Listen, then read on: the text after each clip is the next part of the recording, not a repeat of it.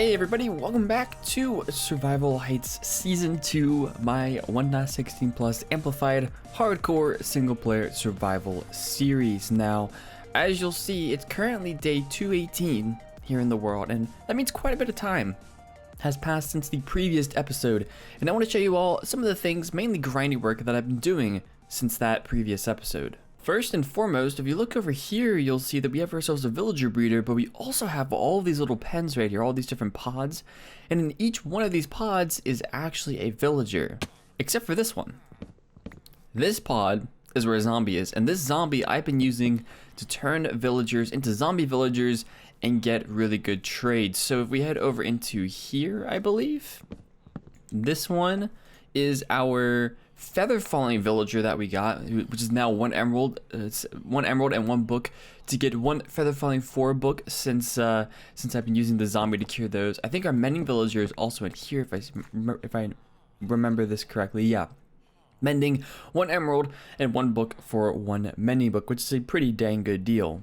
I have a multitude of different trades around here as well. This is my Fortune 3 one that I have for 1 emerald that I've cured, but we've got Unbreaking, we've got Infinity, we've got Silk Touch, we've got a good few trades over here, and I plan on getting more. These are just the librarians, but we need farmers, we need toolsmiths, all of those kinds of villagers, which is why I sometimes turn on this villager breeder and go over here and get ourselves some more villagers. So we've already restocked on all the villagers that we got before, and it'll be a little bit of a process, a little bit of a grindy work process to get more villagers and cure them and things like that. But we also need to set up an actual way of getting these villagers into the villager, like trading hall that should be below here. So that's something I'm gonna have to work on in the future.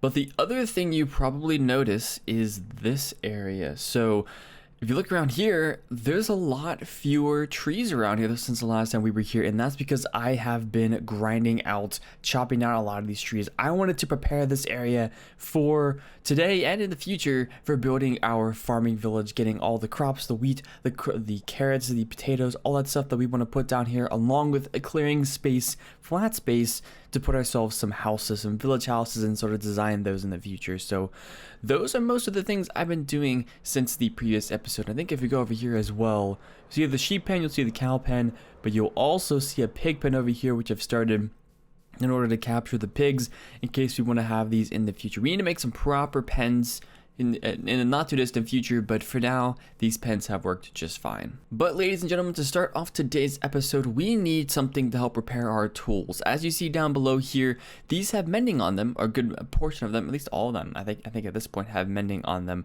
We need to get ourselves a good XP farm in order to repair these tools quicker than our mob farm that you guys have seen in a previous episode. So my plan to start off today is to head over to the end and build ourselves an Enderman farm, which will be one of the easiest, simplest ways of getting some nice XP to repair these tools. So without further ado, let me go ahead and grind out some resources that I need for this Enderman farm, then we'll head on over to the end and get started working on this Enderman farm. And so the build time lapse begins. If you're interested in an actual tutorial behind this, I recommend checking out the top right hand corner of the video screen along with the description down below. I'll leave links in both those places to the Enderman farm tutorial that was made by IMGP, a good friend of mine, and also fellow Afterlife SMP member that he made a few years ago. So I built this Enderman farm in the previous Survival Heights world, so I'm building it once again in this world because I truly do like the design behind it. And what better way to really kick off the video than a relaxing time lapse over the void, of course the most relaxing place to be for building an Enderman farm. The first thing we're starting off with is the redstone behind this, which is basically the dropper mechanism to get rid of all the ender pearls and stuff. You start with this first because once you build this, then it's all up from here, and it makes a lot of sense to start here and then head on over into the actual chute building, which I made entirely out of black glass. It blends in with the area, and I quite like the fact that the whole chute is pretty much made out of glass, and I can do anything I want with the corners in the future once we get an actual design behind this. Speaking of design, the design for this is not going to be like the decoration stuff from the previous series, in particular because I don't want to use warped wood. I want to go with a central theme, I think, for this world throughout, and I think that's really going to be reflected in this. We might use some wood, some oak, some birch, some bricks. We'll see what happens. So just like GP's tutorial suggested to do, I did end up using wood for the spawning platform for the Enderman here. It just made things a lot easier in terms of getting materials and enough blocks and whatnot for the Enderman to spawn on to form this semicircle. Now I used oak because I already had a whole bunch of oak from chopping down trees, as I mentioned earlier on in today's episode, but you can use whatever. I think GP's tutorial used birch, but there's obviously you can use whatever wood type you want, or you can just use whatever block you want.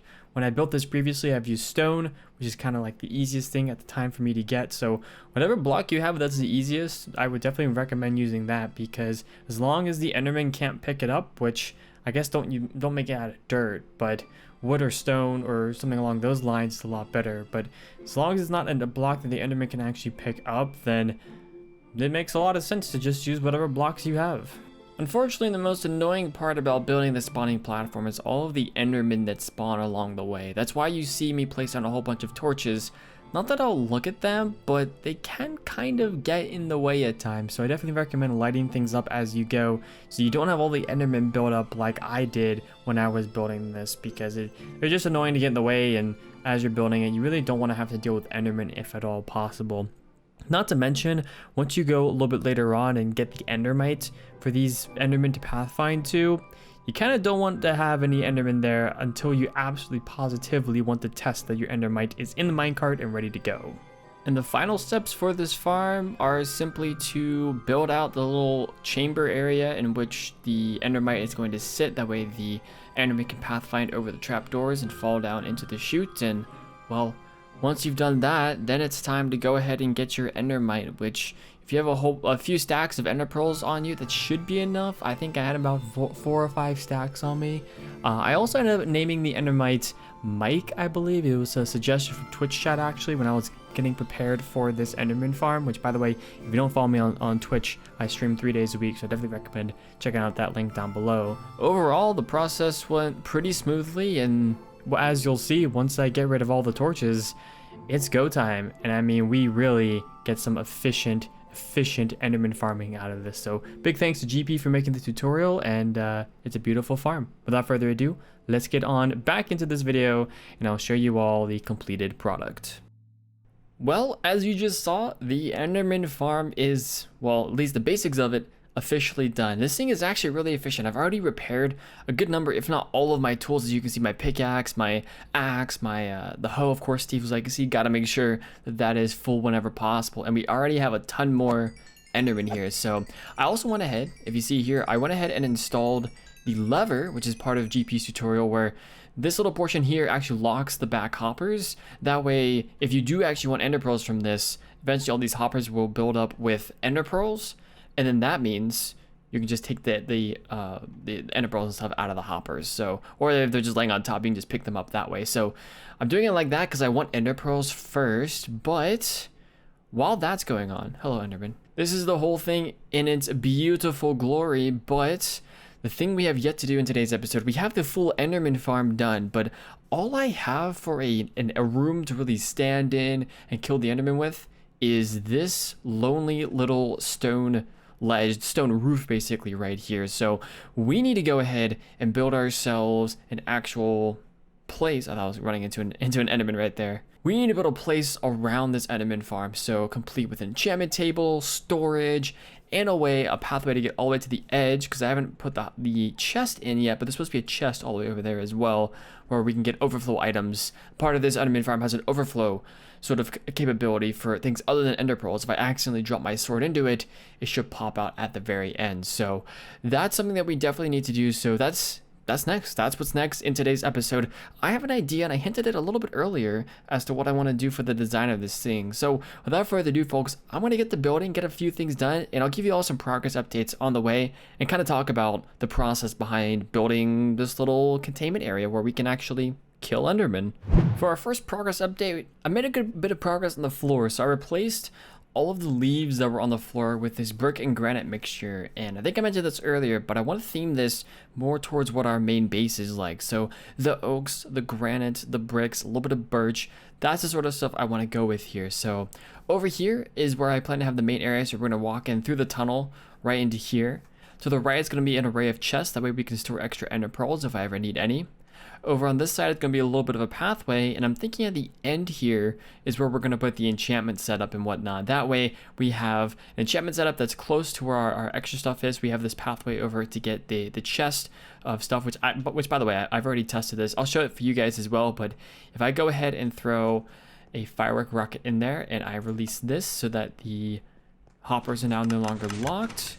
Give a little bit of time. Actually, there's some leaves in there as well. So yeah, you can see my flight duration 1 rocket's already in there. So that does indeed work. So we will definitely be making use of that. But I decided to also go with these stripped oak pillars as well, because I think it works pretty well for the Enderman theme around here. And most of what we have left to do, I want to texture some of this floor, but we also need to go ahead, like I said, put in the enchantment area over here, pretty up the walls a little bit. I want to go with oak and black glass to fit the black glass theme as well. I want to see if we can build these pillars up at some point as well in the corners, just to kind of fill up all the different corners once we get wool and whatnot at the top, so that nothing spawns on it or decides to teleport to it or anything like that. And yeah, pretty simple, honestly, pretty dang simple, but I think that's going to be pretty good once it's done. So I'm going to head back to work, guys, and I'll bring you guys back with a progress update in just a moment. So hopefully this is the final progress update for us today about this Enderman farm area. As you can see, I've done quite a bit of work since the last progress update. So let's go and do a little bit of a tiny tour of this little area. So on the right here, I have 15 double chests, I believe, which should be enough storage for all the ender pearls that I could ever possibly need. We can stock up on them and always come back here later on so that this Enderman farm can stay off most of the time. I've added in all these sides and stuff and whatnot as well. We've got some bricks and granite, sort of like how the bases of a lot of the other buildings over, or the house that I have over in the main area is like. Also use the black stained glass panes, and we have some leaves here as well. So I figured I would incorporate some leaves, some into the floor, some on the sides, just to add a little bit of that nature aspect to things that I quite like about this. And you can see all kinds of hanging lanterns through here. It is only a 2-high ceiling because I don't want Enderman to be able to teleport into here. If you look up here, all the top up here is slabbed as well, which I do plan on adding carpets to this anyways, because I think that'll make things a lot easier just to double check and make sure that Enderman can't actually teleport onto there. But you can see some of the stairs and stuff, I put it into the ground, into the floor here as well, a mixture of granite and brick. So got a tiny little, what is this called, crafting table right over here. But as you can also see, the one thing I have forgotten to do so far, I guess not forgotten, I just haven't done yet, is a enchantment area. So we're gonna go ahead and make ourselves a level 30 enchantment area over here. So do something like this. That's the most basic level 30 enchantment system you could have. And on top, I was gonna put leaves on top. I don't know if I have any leaves. Have any leaves on me? No, I don't. We might have to come back and do some of that. I could actually, though, add in some slabs on top of there. We'll just go ahead and add a few slabs like this around here. And we'll go ahead and also put, I will need an ender chest around here. So we'll actually put this bad boy right there. That'll be plenty for me. But we do need this grindstone and an anvil around here as well. So grindstone and anvil, just like that. We have ourselves a level 30 enchantment area. And actually, we don't really need leaves, because I think it's pretty done like that. Oh, you know what? I need to be able to access that chest right there. I've got to find out a different solution for that. I might need to add a few more bookshelves to the area. I might need to go get myself a few more bookshelves so we can leave that space open, but I'll have to figure that out a little bit later. We don't really need it for right now. I can always take off that bookshelf if I really need to, but for now we have ourselves a level 30 enchantment. Can I actually, I don't think I have anything to actually enchant in here, so I can't really tell. Do I have anything in here? Nope, I've got nothing. So we're going to have to deal with that a little bit later. But folks, I think that's going to wrap it up for the Enderman farm itself. We're going to have to work on a tunnel design. It's going to be similar to this, but I've got to think of that as we move along. But I think that's going to do it for the Enderman part of today's episode. Let's head on over back to the main base and hopefully wrap things up. I don't think I've mentioned yet, but I actually went diamond mining recently when I was getting materials and stuff to get ready for the Enderman farm, and I'm up to 16 blocks of diamonds right now. One of my goals for this world is to have a full beacon of pretty much every material. So iron, gold, diamonds, emeralds, even a netherite beacon I think would be pretty cool. That's way down the road, but that's kind of like a sub goal of mine. And 16 blocks of diamonds, we are well on our way to that. I need to spend a lot more time mining diamonds. I also need to start making a mine shaft soon, which is hopefully a project we'll do in the not too distant future. I want to make another massive mine shaft, and I have some ideas for it. But like I said, that is down the road. Today's episode was all about the Enderman farm, and we actually pretty much completed that today.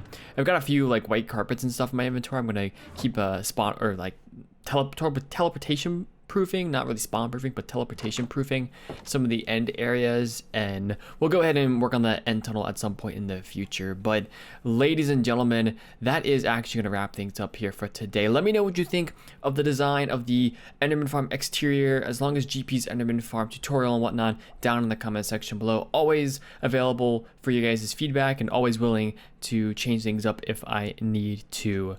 But like I said, ladies and gentlemen, that's going to do it today. Thank you so much for watching, and I will catch you all in the next one. Bye-bye.